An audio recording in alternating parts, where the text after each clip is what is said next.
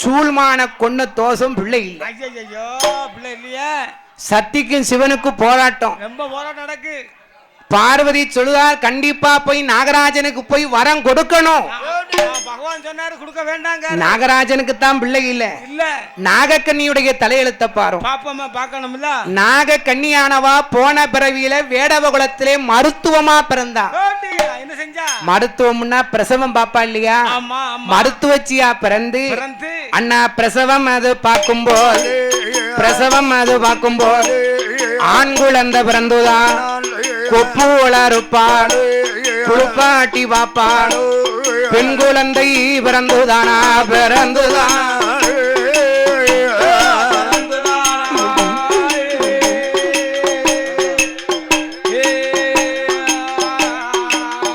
அவ குதவளையா இருப்பாள்.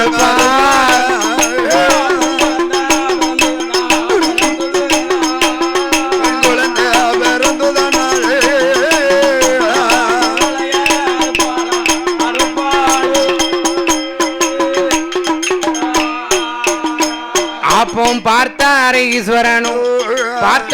ஈஸ்வரன் என்ன சொல்லுவார்?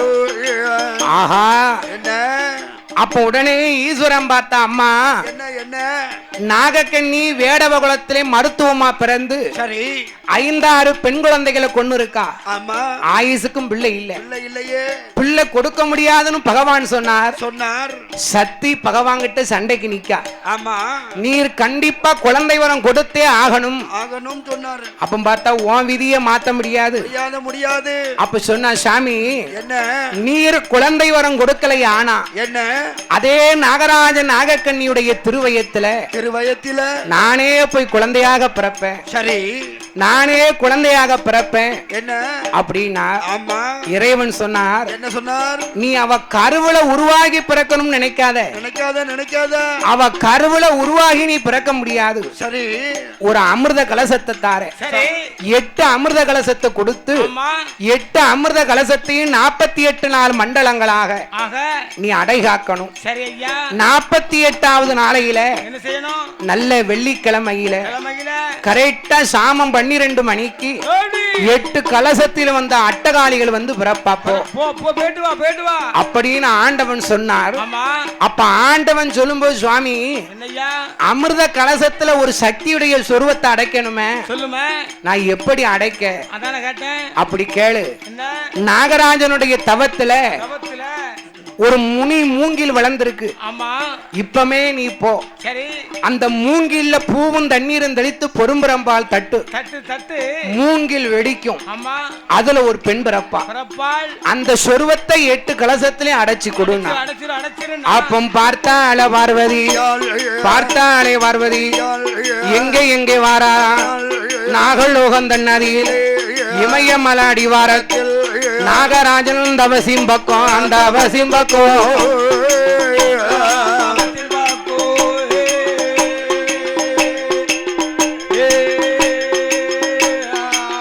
அங்க வாராளே பார்வதியா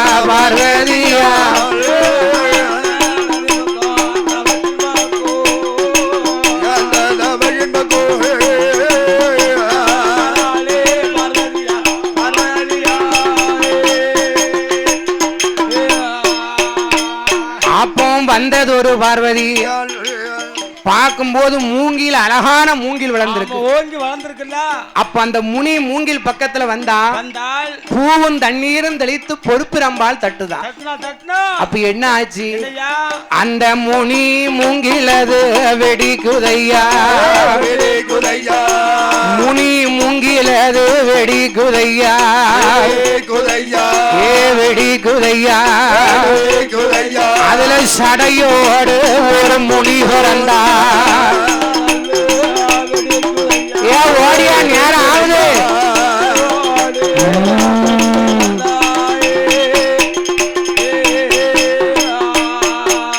அம்மா வீர பல்லும் விரிசடையோ ஏ வீர பல்லா விரிசடையா விரிசடையா தாயான சடையம்மாளோ சடையம்மாளோ ஆங்கார சுருவத்தில ஏ போடுங்கம்மா ஒரு குலவ ஏ ஒரு குலவ அவளுக்கு பொன்னான மணி குலவ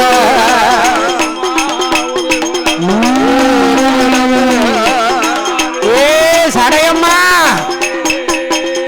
ஓடியா ஆத்தா அம்மா சடை குழுங்க முடி குழுங்க உனக்கு தாவடங்கள் மிண்ட செய்ய ஏ உச்சியில விழுந்த சட ஏ சடையம்மாள உனக்கு உலகம் எல்லாம் நீராட ஏ ஓடியா அம்மா நேரம் ஆகுது ஏம்மா கொலை போடுவே தாயி போடு உனக்கு வடக்கே வந்து விழுந்த சட அம்பிகையே சடையம்மாள வடகடலும் அம்மா நீராட உனக்கு தெற்கே வந்து விழுந்த சட ஏ சடையம்மாள உனக்கு தெங்கடலும் விழுந்த சடையா ஏ ஓடியா சடையம்மா அம்மா குலவ சத்தம் காதில் கேட்டா ஆங்கார சுருவத்தில மேக்கே வந்து விழுந்த சட ஏ சடையம்மாள உனக்கும் மேல்கடலோ நீராட ஏ போடு ஏ அம்பிகையே சடையம்மாள உனக்கு எரிக்கும் கண்ணா சிவந்த மூவம் முட்டை போல கண்ணழகா உனக்கு முழம்பு போல பல்வருச ஆங்கார சுருவத்திலே சடையம்மாளு ஆதாளியே போடுவாரா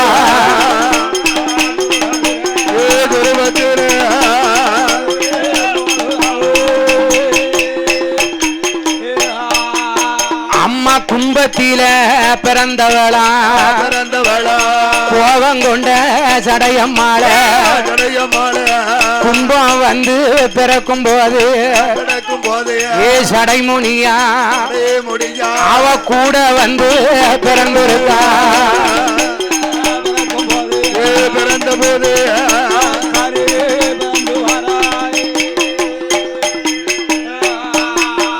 அப்போ அங்கார சுருவக்காரி அம்மா சடையம்மா உனக்கு நேரம் இருக்கம்மா இந்த சடையம்மாளுடைய சொருவத்தை 8 அமிர்த கலசத்திலையும் அடைத்து நாகராஜன் கையில கொடுத்தா. சரி, நாகராஜனை வாங்கி கொண்டு வந்தான். நாகராஜனும் நாகக்கண்ணியும் 48 நாள் ஒரு மண்டலம்னு சொன்னாங்க. ஏன் சொல்லுங்க பாப்போம். எதுக்குண்ணே 48 நாள் ஒரு மண்டலம்னு சொல்ல காரணம் என்ன? காரணம் என்னய்யா? ராசி 12, நட்சத்திரம் 27, நவக்கிரகம் 9. இது மூணையும் கூட்டி பாருங்க 48 வரும். கரெக்டா வருது. 48 நாளுக்களாக அந்த அமிர்த கலசத்தை அடகாத்தான். ஆமா ஐயா. நாகராஜனும் நாகக்கண்ணியும் 48வது நாளையில பங்குனி மாதம் 2வது வெள்ளிக்கிழமை கரெக்டா மணி 10:30 மணி இருக்கும். என் அண்ணன் அந்த 8 கலசம் அதுவும் வெடிக்குதையா. முதலாவது கலசத்தில முனி நல்ல சொருவத்தில சொருவத்தில அம்மா சடமுனி அம்மா பிறந்திருக்கா.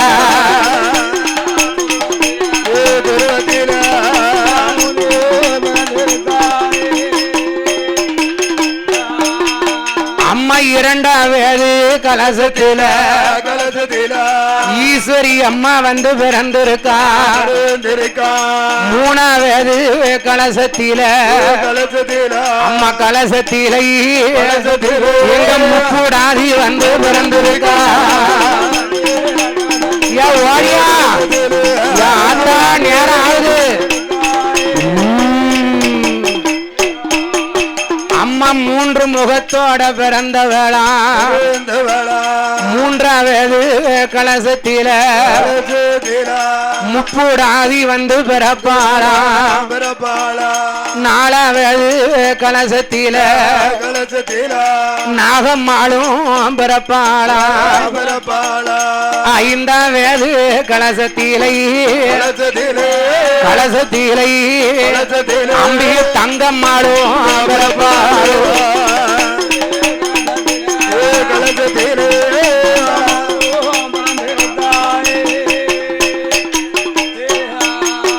அம்மா ஆறாவது கலசத்தில சந்தன மாறி வந்து பிறந்திருக்கா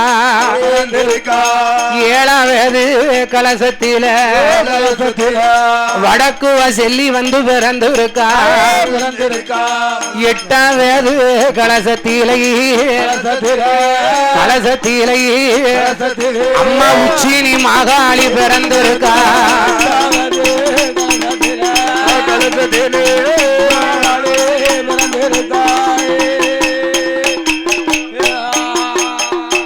இவ்விதமாக இருக்கும் பொழுது ஆமா